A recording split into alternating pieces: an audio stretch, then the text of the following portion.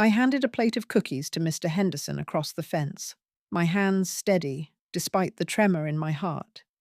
He smiled, that same gentle smile he always had when I brought him baked goods. "You're too kind, Martha," he said, taking the plate. My eyes dropped to the bumper of his blue sedan parked in his driveway. A long, faint scratch ran along the passenger side, the color a shade lighter than the rest. The police report said the car that hit Lily had blue paint transfer and a dent on the front right. Mr. Henderson's car had both.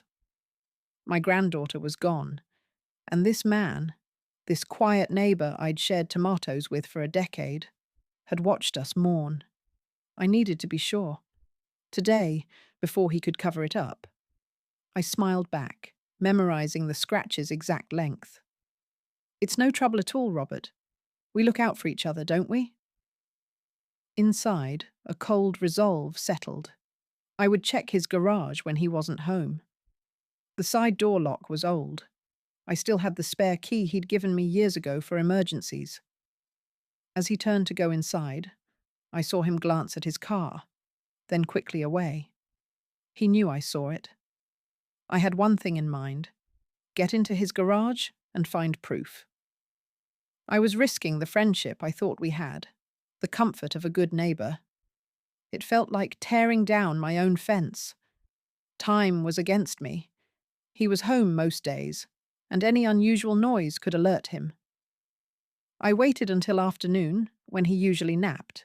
Slipping out my back door, I moved through our shared backyard, the grass damp under my slippers.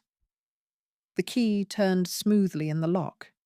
The garage was dim, smelling of oil and old wood. I saw it immediately: a tarp thrown over something in the corner. I pulled it back. There was the front right fender, crudely hammered out but unmistakably damaged, with flecks of silver paint stuck in the crease. Lily's bike was silver. My breath caught. Then I heard his back door open. I dropped the tarp and hid behind a stack of boxes. His footsteps approached the garage door. He didn't come in, just stood there for a moment. I heard him mutter, "Should have taken care of that sooner." Then he walked away. I stayed frozen, my heart pounding. He wasn't just a hit-and-run driver. He was calculating, covering his tracks. And he was starting to worry. I sat at my kitchen table, the photograph of Lily smiling back at me from its frame. The evidence was in my mind, but I needed something solid, something the police would believe. Mr. Henderson had just waved to me from his yard, acting perfectly normal. I needed to get a picture of that damaged fender. I was risking him catching me, him realizing I knew. I felt the pressure build as I saw him washing his car, scrubbing at the scratch. He was cleaning up. I had to act now. I retrieved my old digital camera from the hall closet. Its battery was low, but it would have to do. I waited until he went inside for his phone, which I saw ringing through the window. Slipping out, I moved to the side of his house, where the garage window was slightly ajar. I aimed the camera through the gap, zooming in on the tarp-covered shape. I snapped a few pictures. The flash was off, but the click sounded loud in the silence. As I turned to leave, I saw his shadow fall over me. He was standing at the corner of the house, holding his phone. "Looking for something, Martha?" he asked, his voice calm, but his eyes sharp. I forced a smile. "Just thought I saw a rabbit run through here. You know how they get into the gardens." He didn't smile back. "You should be careful. It's easy to trip in this overgrowth." He walked toward his back door, watching me until I was back on my property. I hurried inside, my hands shaking. I checked the camera. The pictures were blurry, useless. He was onto me. I needed a new plan. The pictures were no good, and he was watching me closely. I aimed to find another witness or evidence from the day of the accident. It meant reliving the pain, talking to people about Lily. Then the pressure hit when I saw a police car pull up next door. Had he called them on me? I watched from my window as an officer talked to Mr. Henderson on his porch. My heart raced. Were they here for me? But then the officer left, and Mr. Henderson gave me a small, cold smile through the window. He was playing mind games. I decided to visit Mrs. Gable, who lived down the street and was outside gardening the day Lily was hit. She was sharp for her age. I walked over, my knees aching. "Eleanor, do you remember anything unusual about the cars that day?" I asked. She wiped her brow. "Oh, Martha, it was all a blur, but I did see Robert's car come back around the block just before the commotion. He usually works late, but he was home early that day. It was something, a pattern." Then my phone buzzed. It was my son, Mark. "Mum, Robert just called me. He said you've been acting strange, lurking around his property. Are you okay?" The pressure tightened. Mr. Henderson was turning my family against me. I assured Mark I was fine, but the doubt in his voice stung. I thanked Eleanor and left. As I walked home, I saw Mr. Henderson watching me from his window, holding up his phone as if to take a picture. He was documenting my movements now. I couldn't rely on others. I had to secure my own position. I intended to review my will and financial documents, making sure Mr. Henderson had no access. It involved facing my mortality and the betrayal of someone I trusted. The pressure grew when I found a letter from my bank about a routine check on my accounts, started by a call from someone claiming to be a concerned relative. I knew it was him. I drove to my lawyer's office, Mr. Evans. The familiar waiting room felt safe. "Martha, good to see you," he said. "I need to make sure no one else has power of attorney or any claim on my assets," I told him. He pulled up my file. "It's just you and Mark listed, but I see a recent inquiry from a Robert Henderson asking about your estate as a neighbourly gesture." My blood ran cold. He was already probing. Mr. Evans advised me to add a codicil explicitly excluding anyone named Robert Henderson. As I signed the papers, I felt a sliver of control return. But when I got home, there was a note tucked in my screen door. "Saw you at the lawyer's. Everything all right? Robert." He was following me. I crumpled the note. That night, I couldn't sleep. I heard a car engine start next door at 2 a.m. Peeking out, I saw his blue sedan pull away slowly, without headlights. Where was he going at this hour? To dispose of more evidence?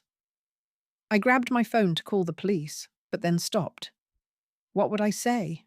My word against his. I needed harder proof. I decided to set a trap. I wanted to catch him admitting something, even if just on recording. I was weighing the ethics of secretly recording someone, but my granddaughter's memory made it right. His vigilance was increasing the pressure. He'd installed a new motion sensor light facing my yard. I dug out an old voice recorder from Mark's college days. It still worked. I invited Mr. Henderson over for coffee, acting neighbourly. "I wanted to apologize if I seemed off lately," I said, setting the recorder on the table under a napkin. "It's been hard since Lily." He sat down, his eyes scanning my kitchen. "Of course, Martha. We all miss her." I steered the conversation. "You know, I keep thinking about that day. Did you see anything unusual when you came home from work?" He sipped his coffee, calm. "I was home all day, actually. Caught a cold." A lie. Mrs. Gable saw him. "Strange. I thought I saw your car out." His smile tightened. "Must have been someone else's. Lots of blue cars around." Then he leaned forward, his voice dropping. "You should be careful, Martha. Old ladies living alone. Accidents happen." The threat was clear. My hand trembled as I poured more coffee. The recorder was running. After he left, I played it back. His voice was steady, but the lie was there. It was a start. But as I listened, I heard a faint click from my front door. I turned to see an envelope slid underneath.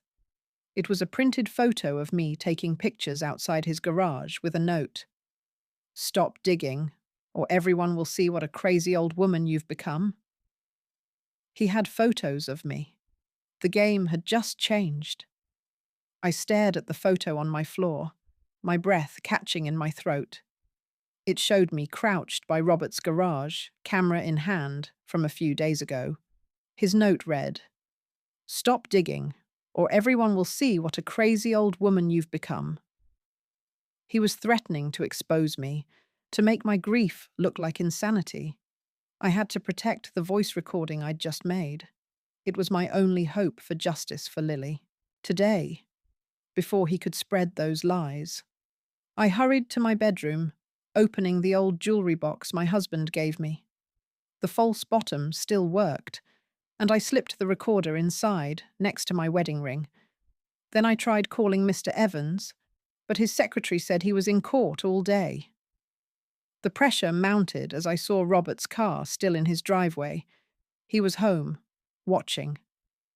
I needed another witness, so I decided to visit Mrs. Gable down the street. As I stepped onto my porch, Robert emerged from his house, holding a gardening tool. "Lovely day, isn't it?" he said, his eyes cold. "Yes, it is," I replied, forcing a smile. "I'm just heading to Eleanor's." He nodded. "Give her my regards. And Martha, you might want to watch your step. The neighborhood kids have been leaving toys around." Another subtle threat. I walked away, my knees aching with each step. At Mrs. Gable's, her house was dark. A note on the door said she was visiting family for a week. My heart sank. No help from her. On my way back, I noticed something glinting in my flower bed near the porch. It was Lily's favorite silver hair clip, bent and dirty. It hadn't been there this morning. Robert must have placed it there to torment me. I picked it up, tears welling in my eyes. As I looked up, I saw Robert at his window, holding up another photo, this one of me walking back just now. He smiled and pointed at his phone, as if to say he was documenting everything.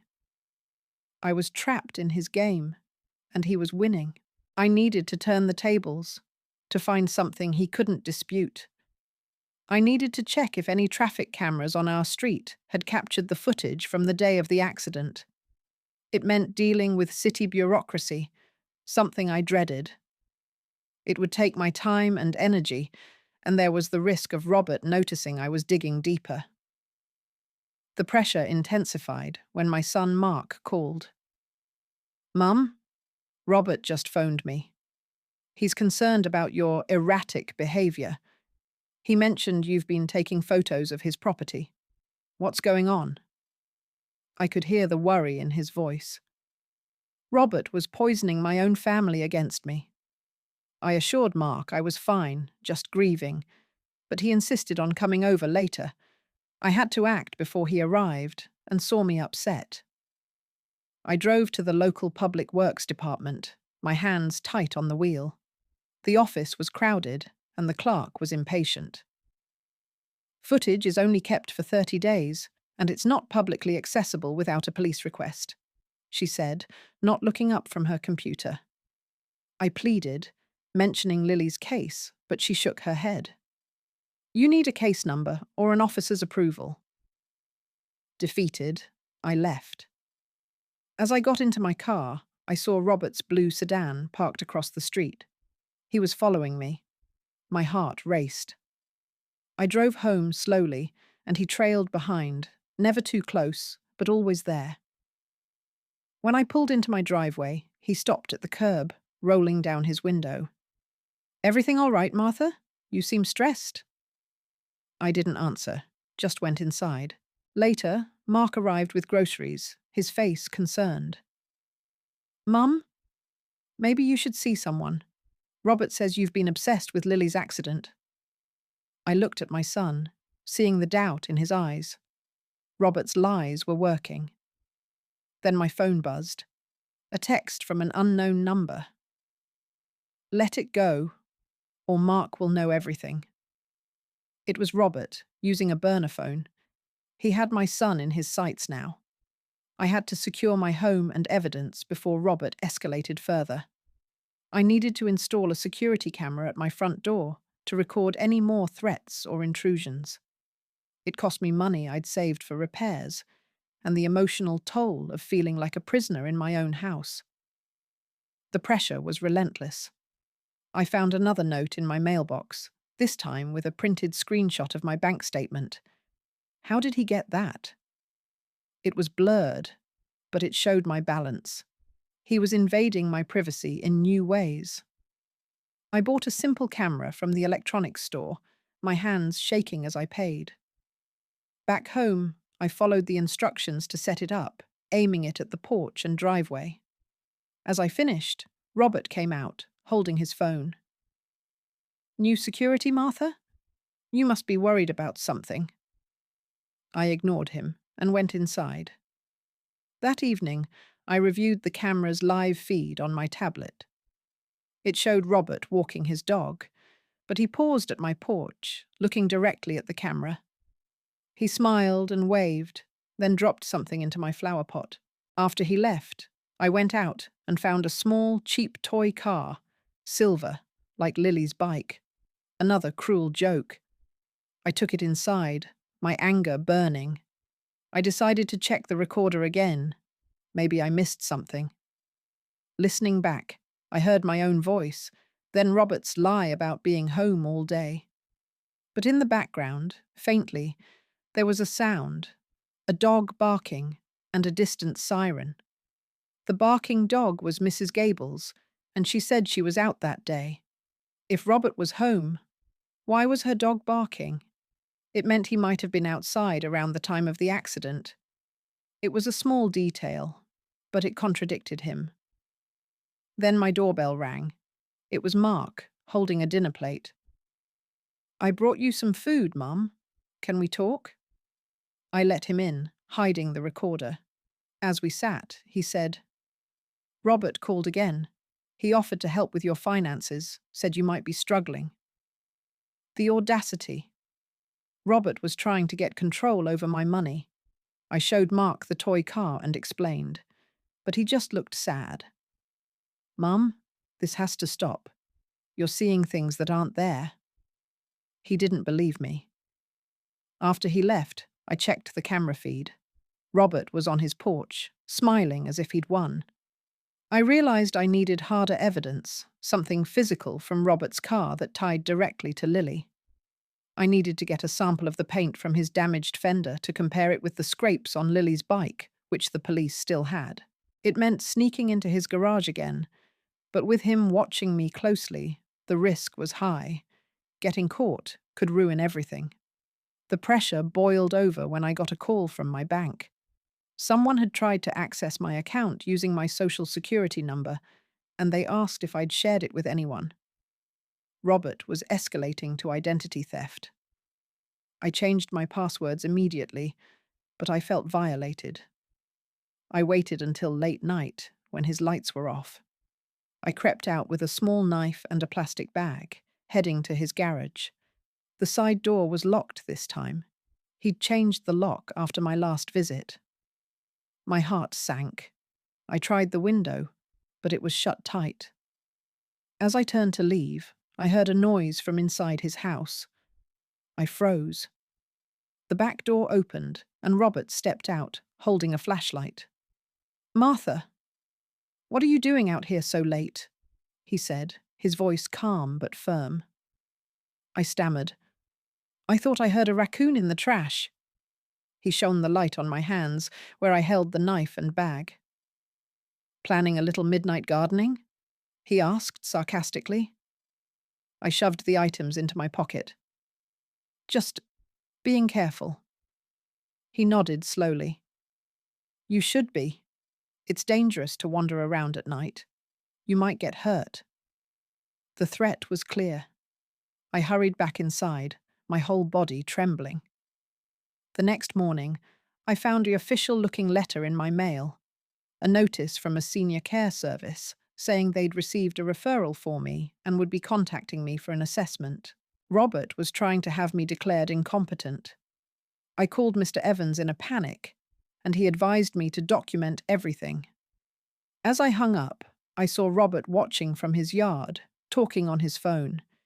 He was making moves to have me put away, and I was running out of time.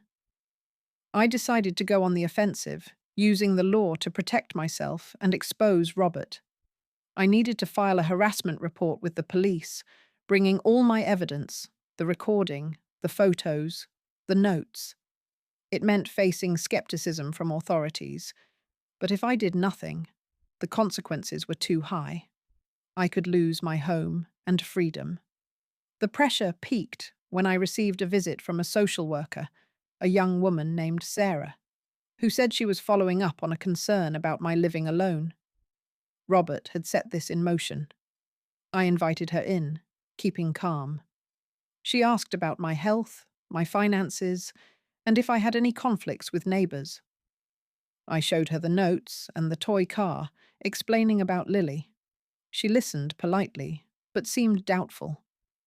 After she left, I drove to the police station, my folder of evidence on the passenger seat. At the front desk, I asked to speak to an officer about harassment. The wait was long, and I saw Robert's car drive by slowly outside. He was still following me. Finally, Officer Grady, a tired-looking man in his 50s, called me in. I laid out everything, the recording, the threats, the attempted bank access. He listened, taking notes. "Ma'am, without concrete proof linking him to the hit and run, this is a he said, she said situation. We can note the harassment, but we need more for an investigation." My hope faded. As I left, feeling defeated, I saw Robert parked across the street. He got out and walked toward me. "Everything all right, Martha? You look upset." I didn't answer, just got in my car. But as I drove away, I remembered something. The day Lily was hit, I'd seen Robert talking to a mail carrier on our street. What if the mail carrier saw something? It was a long shot, but it was new. I headed home, determined to find that mail carrier. When I arrived, there was a package on my porch from Mark, a new security camera he'd sent to help me feel safe. Inside, I opened it, and a note fell out. "Mum, I hope this makes you feel better. Love, Mark." But as I set it up, I noticed the camera was already activated and connected to an app on my phone I didn't recognize. I checked the settings. It was linked to another account. Robert must have intercepted the package and tampered with it. He was watching me through my own gift. I unplugged it quickly, my hands shaking. He was always one step ahead, but I had a new lead now. I wouldn't give up. I woke up determined to find that mail carrier. Robert's threats were closing in, and I needed someone who saw something the day Lily was hit. If I didn't act today, he might succeed in having me declared unfit. I dressed quickly, my hands fumbling with the buttons. I knew the mail usually came around 10, so I waited by the window, watching for the truck. When it finally turned onto our street, I grabbed my purse and walked out, trying to look casual. Robert was in his driveway, polishing his car again. He nodded at me, but his eyes were cold. I ignored him and approached the mail carrier, a young man named Jake, who'd been on this route for a few months. "Excuse me, Jake," I said, my voice steady. "I was wondering if you remember anything from the afternoon my granddaughter was hit by a car. Did you see anything unusual?" He shuffled through envelopes, avoiding my gaze. "Sorry, ma'am. It was a busy day. I don't recall much." But then he paused. "I did see Mr. Henderson talking to someone in a suit that day, near his mailbox. Looked serious." My heart jumped. A witness. "Who was it?" I asked. Jake shrugged. Don't know, but he had a briefcase. Maybe a lawyer or something. That was new. Robert meeting someone right around the time of the accident. I thanked him and turned to leave, but Robert was suddenly beside me, holding a package. Need something, Martha? He said, his voice too friendly. Jake quickly moved on, and Robert leaned in. You should stop bothering people. It doesn't look good. I walked away, my mind racing. Back inside, I called Mr. Evans to ask about any lawyers Robert might have hired. But as I dialed, I saw a car pull up across the street, a sleek sedan with a man in a suit getting out. He walked to Robert's door and shook hands with him. It was the same person Jake described. Robert was meeting with a lawyer, probably to protect himself or to build a case against me. I hung up, my hands trembling. Then my phone buzzed. A text from Mark. Mum? Robert says you're harassing the mail carrier now. What's going on? Robert was poisoning my son against me faster than I could fight back. I had to act before I lost everything. I needed to document Robert's meeting with the lawyer, hoping it could show he was covering something up. I aimed to take photos or notes without being seen, but it meant risking another confrontation. I was losing my peace of mind.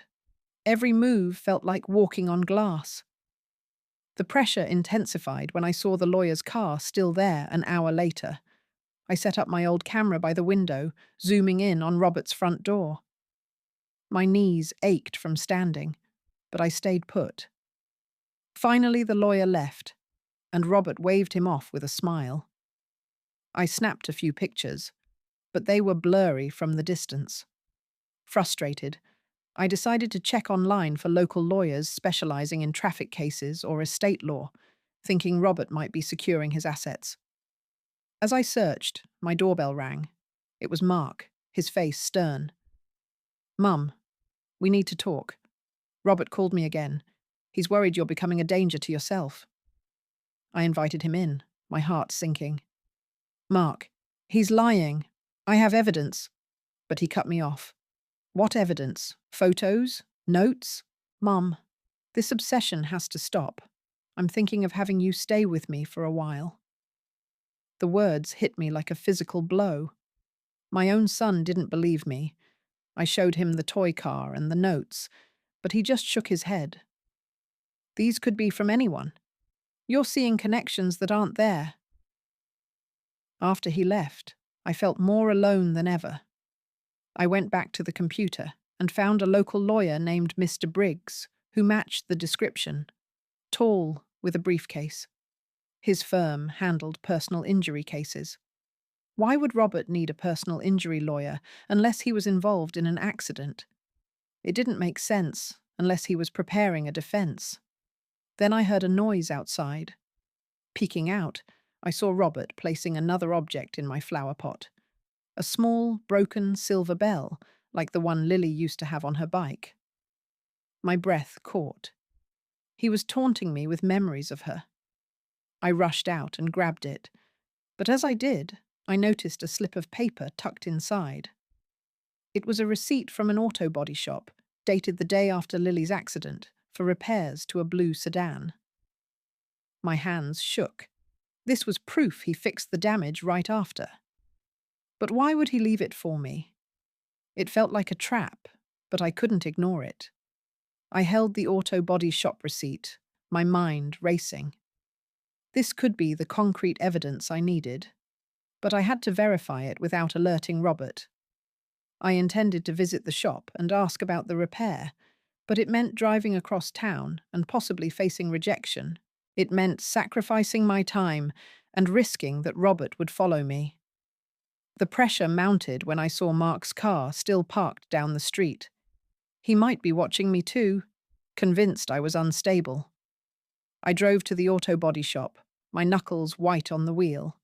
The place was busy, with cars in various states of repair. I approached the counter and showed the receipt to a mechanic.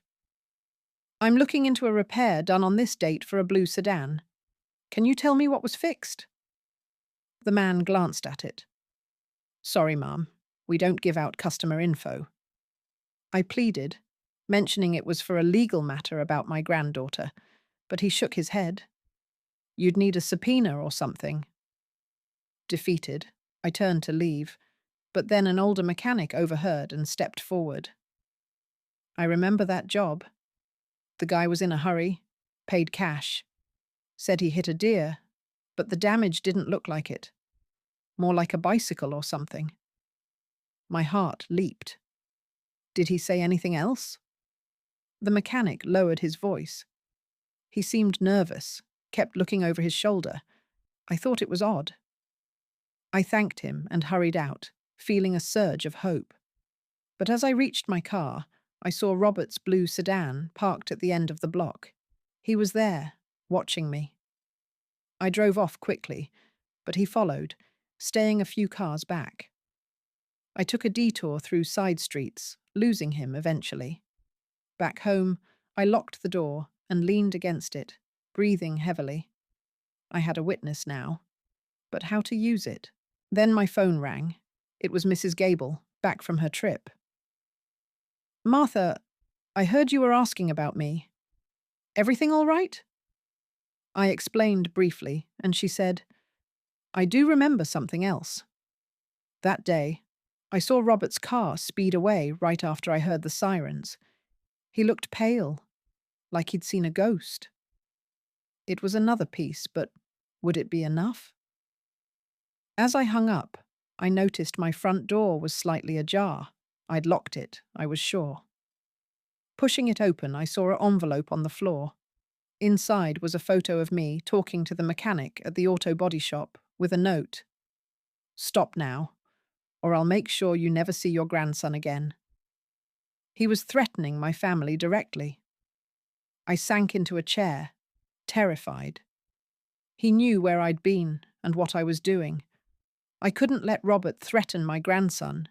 I had to protect him and myself by going to the police with everything I had. I needed to gather all the evidence, the receipt, the recording, the witnesses, and file a formal report today before Robert could harm anyone. I was sacrificing my dignity, laying out my grief for strangers to judge, and the pressure was overwhelming. Robert's note showed he was desperate. I called Officer Grady and insisted on meeting, then spent the morning organizing my folder. My hands shook as I added the auto body receipt and Mrs. Gable's statement. When I arrived at the station, Officer Grady was impatient.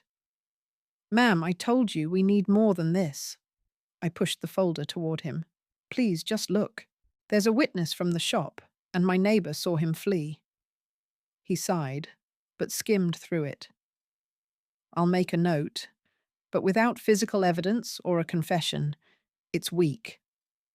As I left, feeling defeated again, I saw Robert waiting outside the station, leaning against his car. Still trying, Martha? He said softly. It's sad to watch. I didn't respond, just got in my car. Driving home, I realized I needed something undeniable, like the damaged part from his car. But how? Then I remembered the town's annual cleanup day was tomorrow, where people put out large trash items. Robert might discard old car parts then. It was a long shot, but I had to try. That evening, I checked my security camera, the one Mark sent, which I'd unplugged. I plugged it back in briefly to see if it was safe, but the app showed no unusual activity. Maybe Robert had given up on that tactic. But as I prepared for bed, I heard a crash from outside. I rushed to the window and saw Robert in his yard, throwing something into a trash bin. It looked like a car fender. My heart raced. Was it the damaged one? If I could get it, it might have paint matching Lily's bike. But he saw me watching and smiled, then went inside. I knew then he was baiting me, waiting for me to make a move. I had to be careful, but I couldn't let this chance pass. I decided to wait until early morning to check Robert's trash bin, hoping to retrieve that fender before garbage pickup. It meant sneaking out in the dark, risking exposure, but the potential proof was worth it. I was risking my safety. If caught, Robert could call the police or worse. The pressure was immense. I barely slept, watching the clock. At 4 a.m., I slipped out my back door, the air chilly on my skin. I moved quietly to his bin, my flashlight dim. Lifting the lid, I saw the fender buried under other junk. It was blue, with a dent on the right side. I reached in, my fingers brushing against cold metal, and pulled it out. It was heavier than I expected. As I turned to leave, a motion sensor light flashed on, blinding me. Robert stood on his porch, holding his phone. "Looking for something, Martha?" he said, his voice calm. I froze, the fender in my hands. "This is evidence," I stammered. He laughed. "Evidence of what? That I threw out some old car parts? You're trespassing, and I have it on video." He showed his phone screen, a live feed of me in his yard. My heart sank. I dropped the fender and backed away. "I'm leaving," I said. He didn't stop me, just watched as I hurried home. Inside, I leaned against the door, trembling. He had me on video, and he could use it against me. But then I realized something.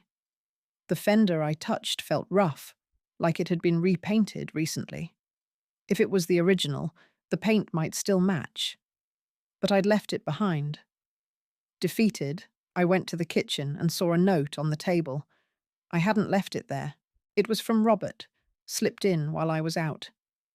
"I have what you need. Meet me at the park at dawn, alone, or I send the video to Mark and the police."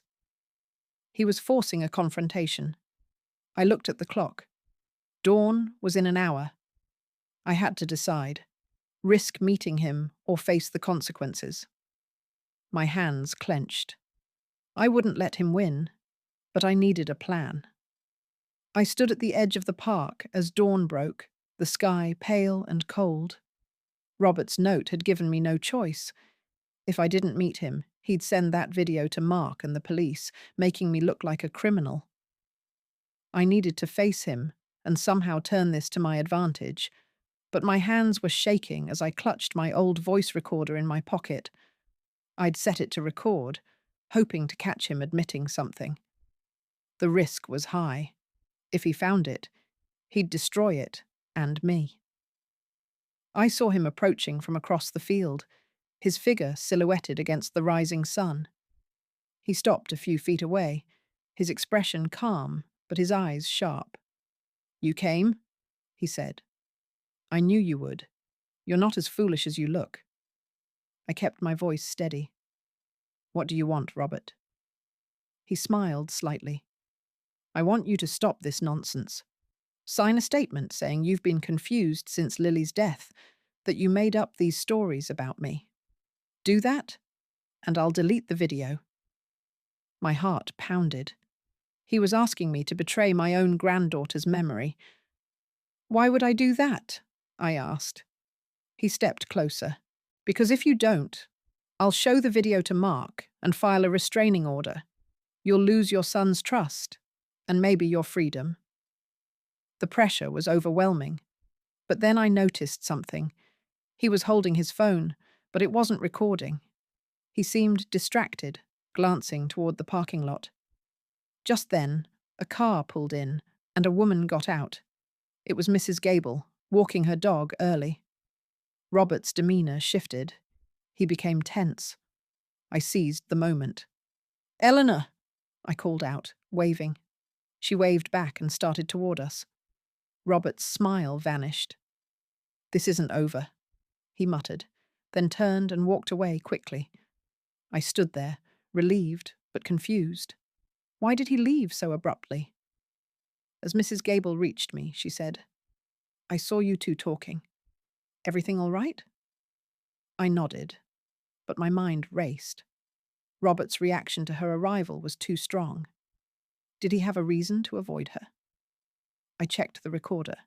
It had captured everything. But as I walked home, I found a new note tucked in my coat pocket. He must have slipped it in during our talk.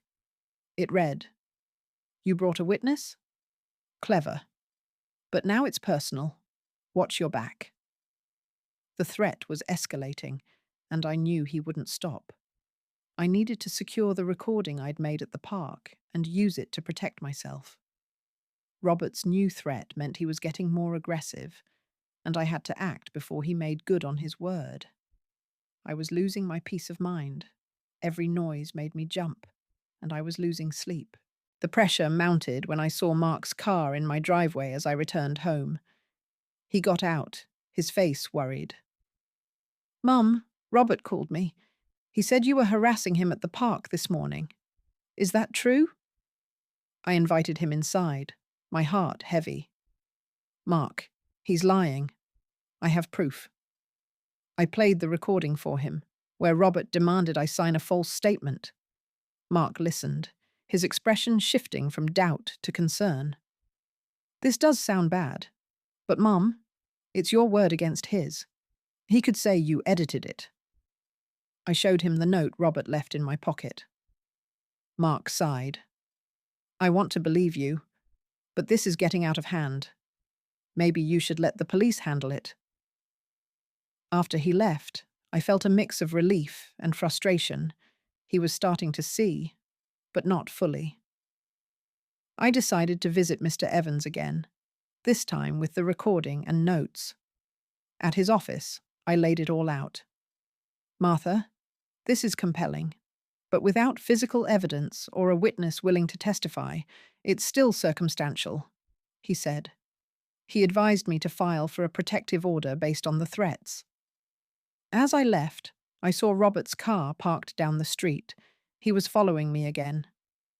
I drove straight to the police station and submitted the recording and notes for the protective order. Officer Grady was more receptive this time.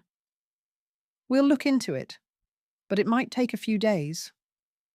When I got home, I found my front door slightly open. I always lock it. Inside, nothing was missing, but on my kitchen table was another silver object, a small, broken mirror from Lily's old makeup set, and next to it, a printed photo of me and Mrs. Gable at the park, with a red X over her face. My blood ran cold. Robert was threatening my friends now. I called Mrs. Gable to warn her, but her phone went to voicemail. I had to do something before he hurt someone else. I had to protect Mrs. Gable and myself by involving the police more forcefully. I aimed to provide them with the auto body shop receipt and the mechanic's statement, linking Robert directly to the hit and run. It meant confronting the shop owner again and risking Robert's retaliation. The pressure intensified when Mrs. Gable called back, sounding scared. "Martha, a man came to my door asking about you, saying he was from a senior service. He had a badge, but it looked fake. I told him nothing. I knew it was Robert or someone he hired." I drove to the auto body shop, determined to get a written statement. The same older mechanic was there. I explained the situation, and he agreed to write down what he remembered. The guy was nervous, paid cash, and the damage didn't match a deer. It was on the front right, like he hit something small. He signed it and gave it to me. I thanked him and left, feeling a surge of hope. But as I walked to my car, I saw Robert across the street, talking on his phone and pointing at me. I drove to the police station immediately and handed over the statement to Officer Grady. "This is new," he said. "We might have enough to question him." Just then, my phone buzzed. A text from an unknown number. "You're making a big mistake. Remember the video." It was Robert, reminding me of his leverage. I showed it to Officer Grady, and he nodded. "We'll expedite this." On my way home, I felt a bit safer, but when I arrived, I saw Mrs. Gable in her yard, looking shaken. "Martha, that man came back. He left this on my porch." She showed me a note similar to mine, threatening her if she talked. I assured her I was handling it. Back inside, I checked my security camera footage. It showed Robert approaching my house earlier, but he didn't leave anything. He just stood there, staring at the camera. Then he held up a small silver locket. I recognized it as Lily's, one that had gone missing after the accident. My breath caught. He had kept it all this time. Why show it now? It felt like a confession, but also a trap. I saved the footage, knowing it was another piece, but I had to be careful not to fall into his games. I decided to use the locket footage as new evidence, hoping it would push the police to act. I needed to show that Robert had possession of Lily's property from the day she died, linking him directly to the scene. It meant revisiting my grief, but I had to do it for justice. It was emotionally draining. Seeing that locket brought back all the pain. The pressure grew when Mark called, his voice urgent. "Mum, Robert just contacted me. He says you're spreading lies about him, and that he has proof you've been stalking him. He sent me a clip from the video of you in his yard." I explained about the locket and the new footage, and Mark agreed to come over to see it. When he arrived, I showed him the security recording. His face paled. "That's Lily's locket. How did he get it?" I told him everything, and for the first time, he seemed to fully believe me. "We need to go to the police together," he said. We drove to the station and met with Officer Grady, presenting the locket footage and the auto body statement. "This is significant," Officer Grady said. "We'll bring Mr. Henderson in for questioning." As we left, I felt a weight lift. But when we got home, Robert was waiting on his porch, smirking. "Did you have a nice trip?" he called out. Mark confronted him. "What were you doing with my daughter's locket?" Robert's smile faded. "I found it on the street weeks ago. I was going to return it, but Martha here started her crazy accusations." It was a lie, but smoothly delivered. Mark hesitated, and I saw the doubt creep back in. "Let the police handle it," Mark said, pulling me inside. Later that night, I received an email from an unknown address. It was a scanned copy of a document titled Voluntary Commitment Form, with my name on it, filled out but not signed. Robert was trying to have me institutionalized. I showed it to Mark, and he gasped. "This is forged. We have to stop him." But as we talked, my doorbell rang. It was a uniformed officer, not Officer Grady, with a paperwork in hand. "Ma'am, we have a report of a disturbance here. We need to speak with you." Robert had called in a false complaint. I let him in, my heart sinking. The officer asked questions, and I showed him the evidence, but he seemed skeptical. After he left, I knew Robert was using the system against me. I had to end this before he succeeded. I realized I needed to set a final trap for Robert, using the police's planned questioning to my advantage. I intended to lure him into admitting the truth during their interview, but it meant coordinating with Officer Grady and risking everything if it failed. I was risking my remaining trust in the system, and the pressure was unbearable. Robert's false complaint had left me on edge. I called Officer Grady and explained the situation, including the forged commitment form. He agreed to schedule the questioning for the next day and suggested I stay out of sight until then. But that evening, as I was preparing, I saw Robert in his backyard, burning papers in a small fire pit. My instincts screamed that it was evidence. I grabbed my phone and started recording through the window. He was tossing documents into the flames, and among them, I glimpsed a familiar shape, the damaged fender from his car, but it was mostly ash now. He was destroying the proof. I continued recording, hoping to capture something usable. Suddenly, he looked up and saw me. He didn't react angrily. Instead, he smiled and held up a small metallic object. It was the locket again. Then he dropped it into the fire. My heart broke. He was erasing everything. I stopped recording and called Officer Grady immediately. "He's destroying evidence right now," I said. Officer Grady promised to send a car. Within minutes, a patrol car arrived, and officers approached Robert. I watched from my window as they talked to him. He seemed calm, pointing to the fire as if it was just trash. The officers didn't arrest him, but they took notes and left.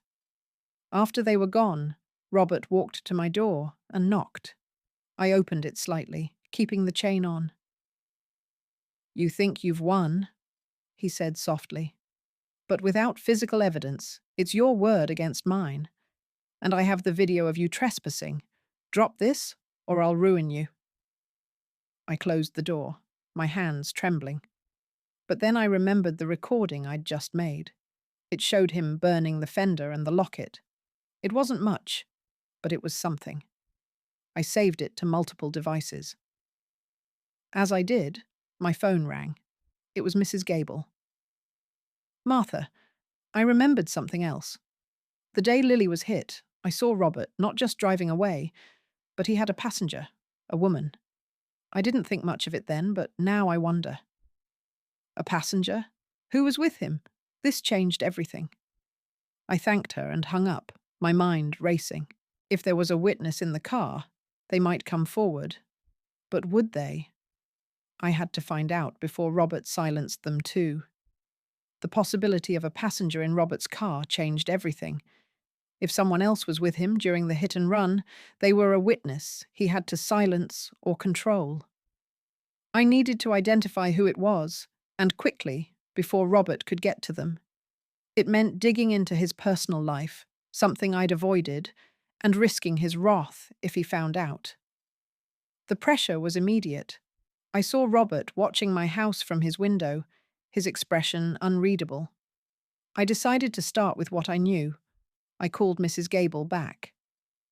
"Eleanor, can you describe the woman you saw?" She thought for a moment. "Not clearly, dear. It was quick. She had dark hair, I think, and she was looking down, like she was upset." It wasn't much. I spent the morning going through old photos I had from neighborhood gatherings, looking for any woman who might fit that description and who had a connection to Robert. I found one from a summer barbecue 2 years ago. Robert was standing with a woman named Clara, his sister from out of town. She had dark hair. I hadn't seen her since. Could she have been visiting that day? I tried searching for her online, but my skills are limited. I decided to visit the local library to use their computer for a better search. As I gathered my things, I noticed a car I didn't recognize parked down the street.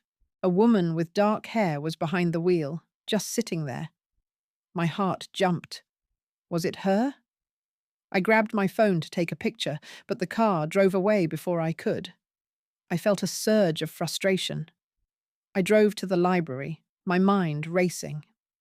On the public computer, I searched for Clara Henderson.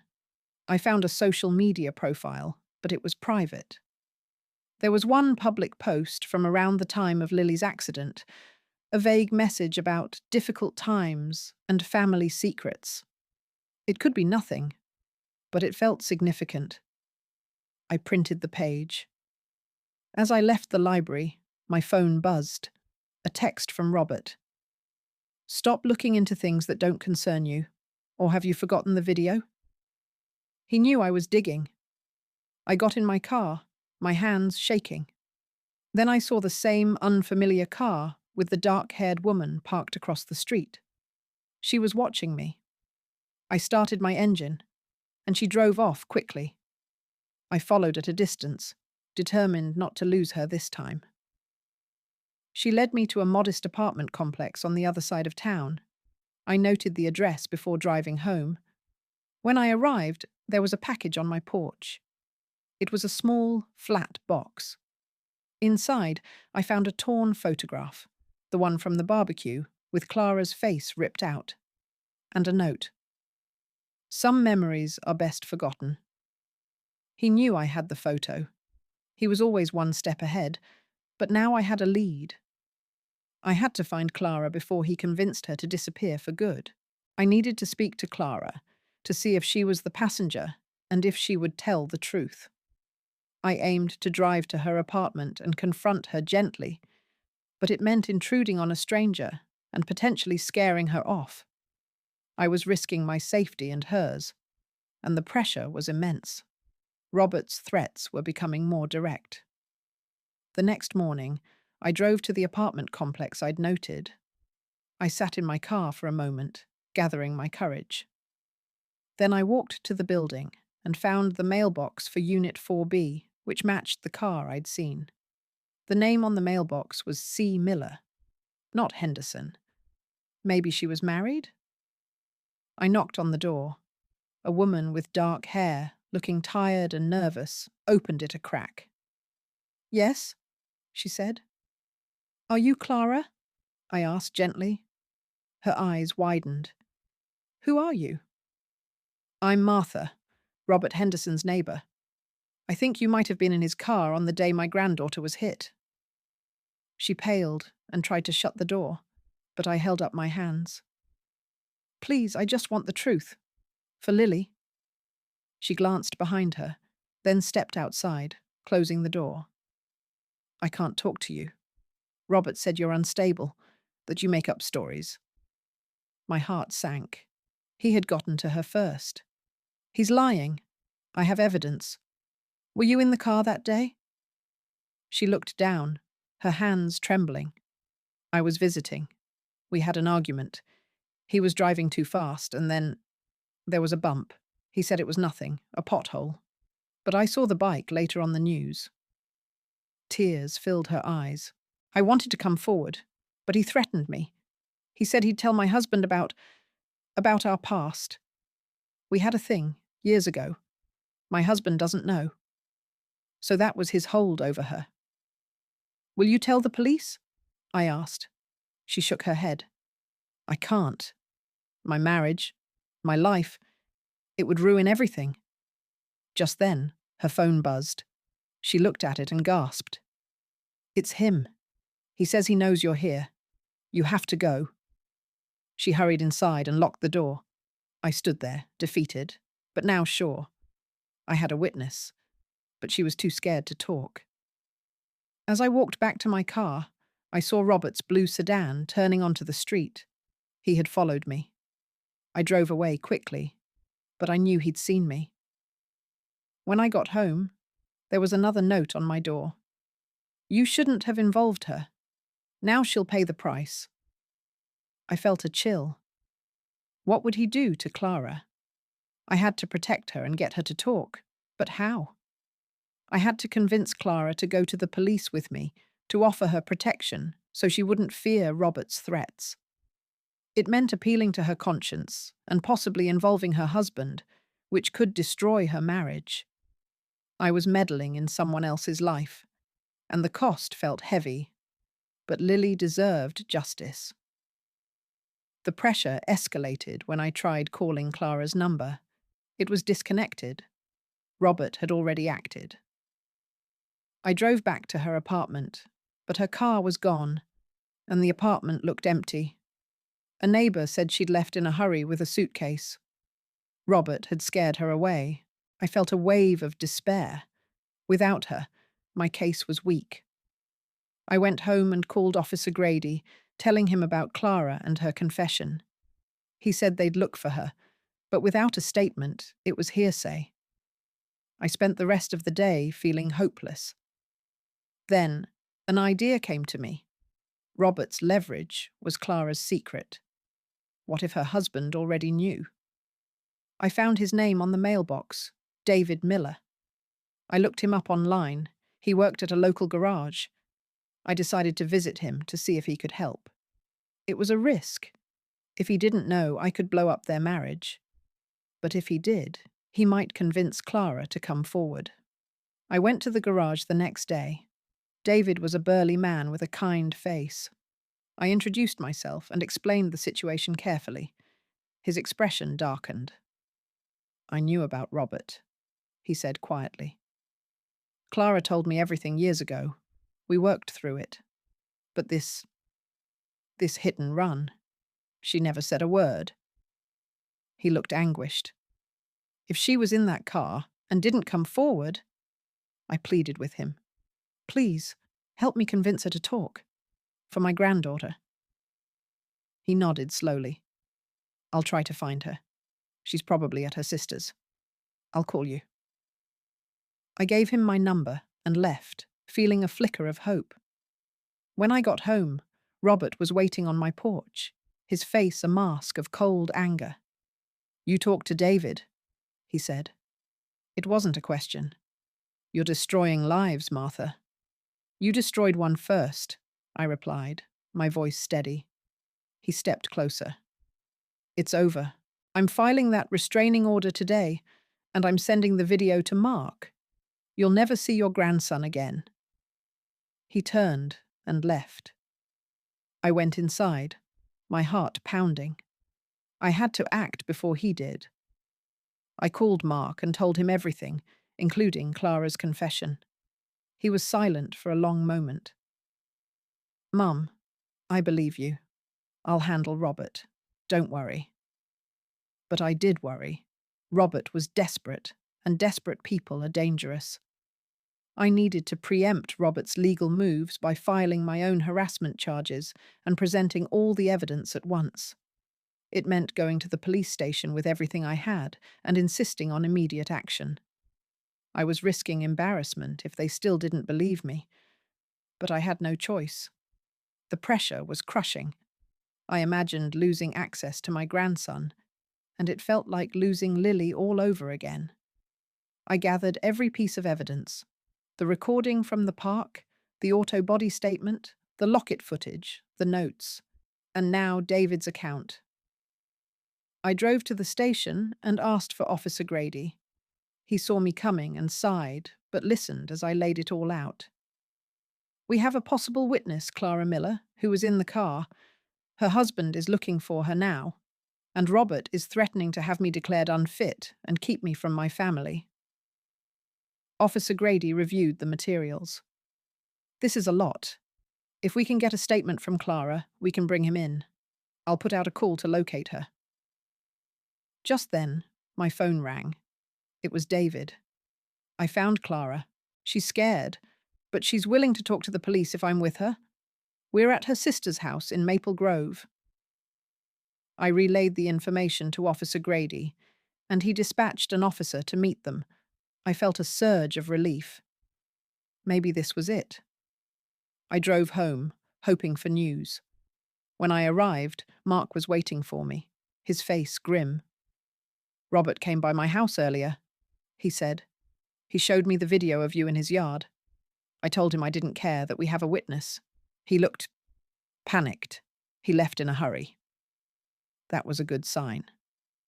We went inside and waited. An hour later, Officer Grady called. We have a statement from Clara Miller. She confirms she was in the car, that Robert was driving, and that he knew he hit something, a child on a bike. He told her to keep quiet. We're bringing Robert in for questioning now. I thanked him and hung up, tears in my eyes. Mark hugged me. It's almost over, Mom. But as we celebrated, I saw Robert's car screech to a halt outside his house. He got out, looked at my window, and then went inside, slamming the door. He knew we had him.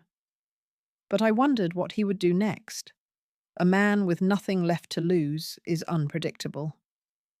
I decided to stay with Mark for the night, just in case. As we left, I saw Robert watching us from his window, his expression one of pure hatred. The battle wasn't over yet. I stayed at Mark's house that night, but I couldn't sleep. The police had Robert in for questioning, but without a confession or physical evidence. Would it be enough? I needed to ensure he faced consequences, not just for Lily, but for all the threats and harassment.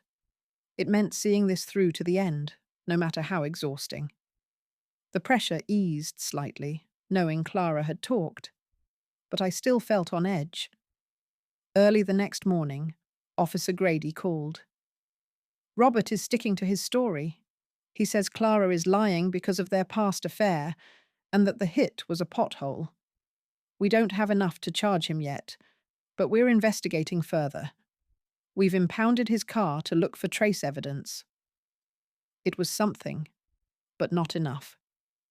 I drove home with Mark, who insisted on staying with me for the day.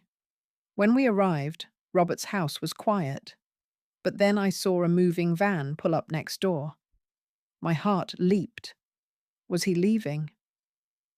We watched as movers began loading furniture into the van. Robert came out, carrying a box.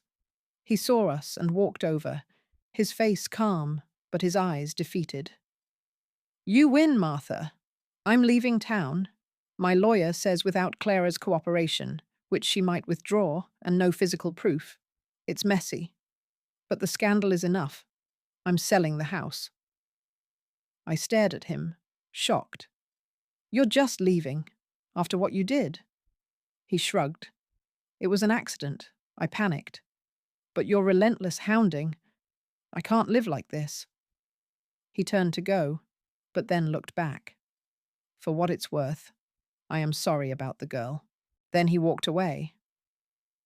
I stood there, trembling.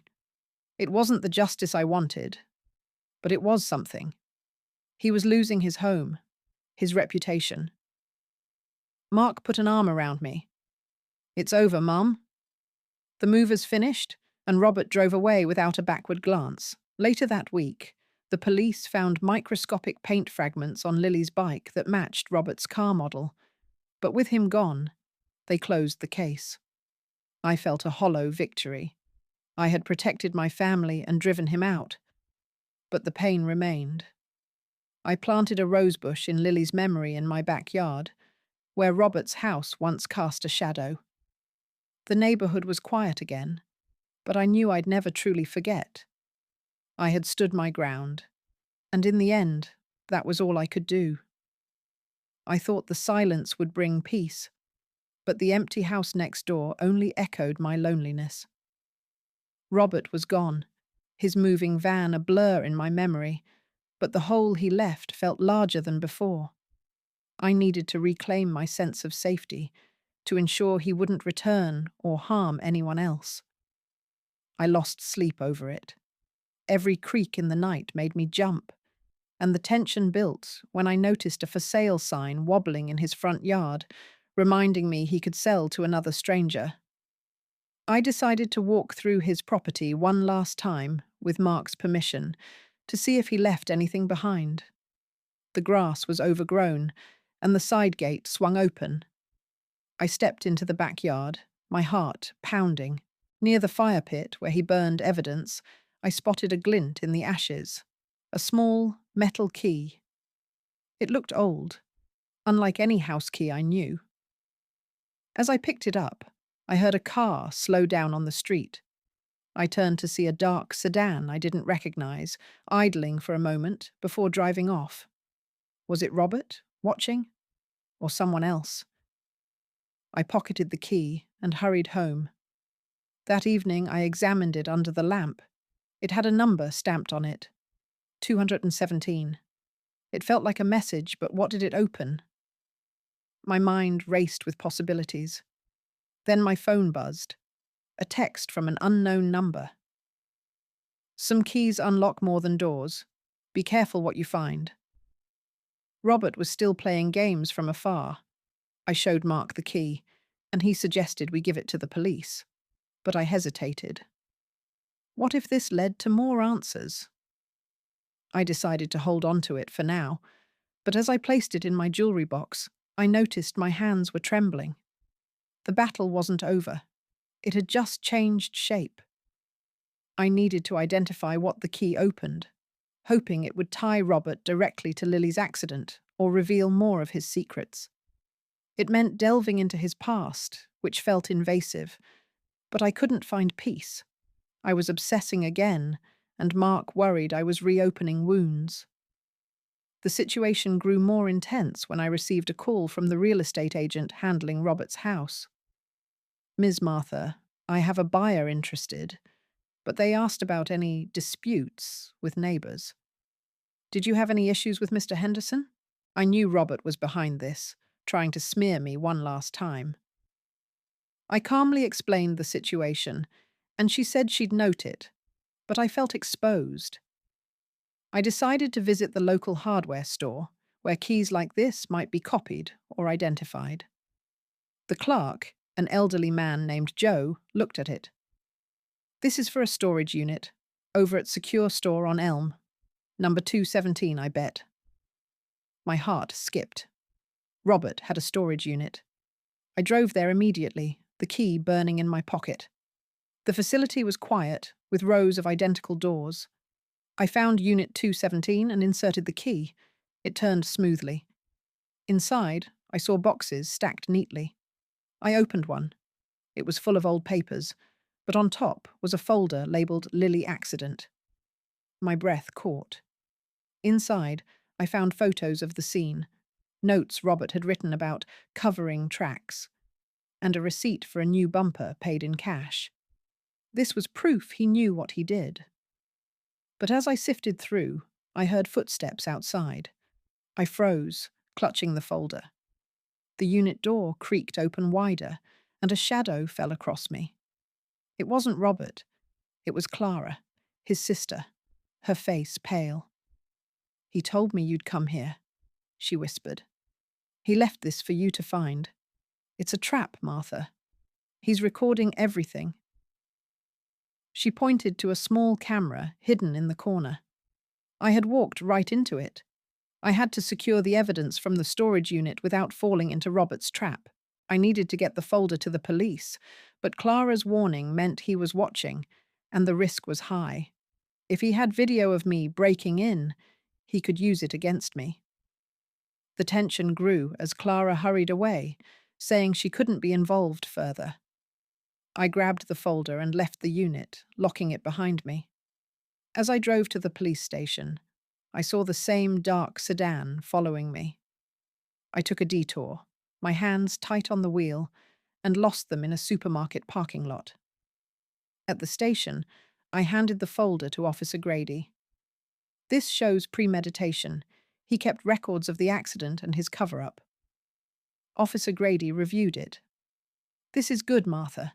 We can reopen the case with this. But that key, how did you get it?" I explained finding it on his property, and he nodded.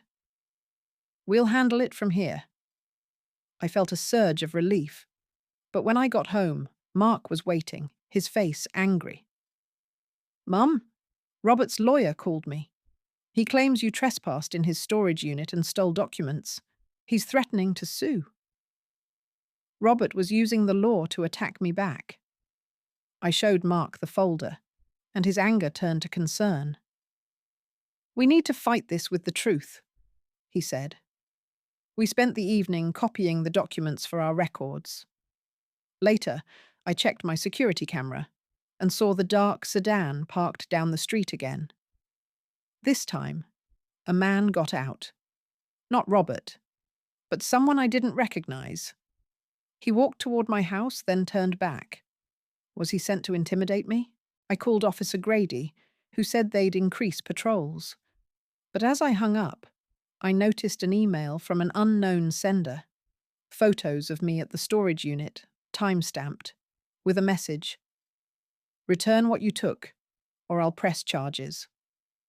Robert was cornering me, but I had the evidence now. I wouldn't back down. I decided to use the evidence to force Robert's hand legally by working with the police to press charges against him for hit and run and harassment. It meant trusting the system fully, but the stress of his potential lawsuit weighed on me. The situation grew more intense when I received a formal letter from his lawyer demanding the return of the stolen documents and threatening civil action. I met with Mr. Evans, my lawyer, and Officer Grady to strategize. "We have enough to charge Robert with leaving the scene and obstruction," Officer Grady said.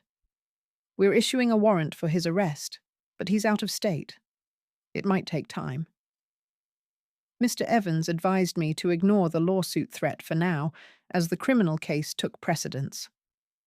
I felt a flicker of hope. But that evening, my doorbell rang. It was a process server, handing me papers. Robert was suing me for trespass and theft. My heart sank. Mark came over, and we reviewed the suit together. It's a bluff, Mum. He's trying to scare you into dropping the criminal case. We decided to countersue for emotional distress and harassment. The next day, I gave a formal statement to the police, detailing everything from the beginning.